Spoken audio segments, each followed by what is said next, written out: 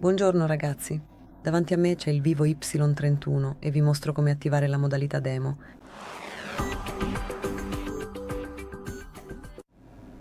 Quindi, prima di tutto, aprite le impostazioni.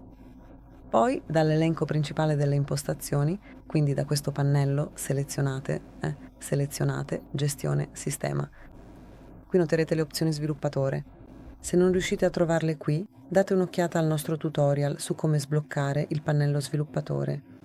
E ora scendete un po' più in basso. Qui trovate la modalità demo di sistema, selezionate e potete attivarla facilmente usando questo indicatore in alto.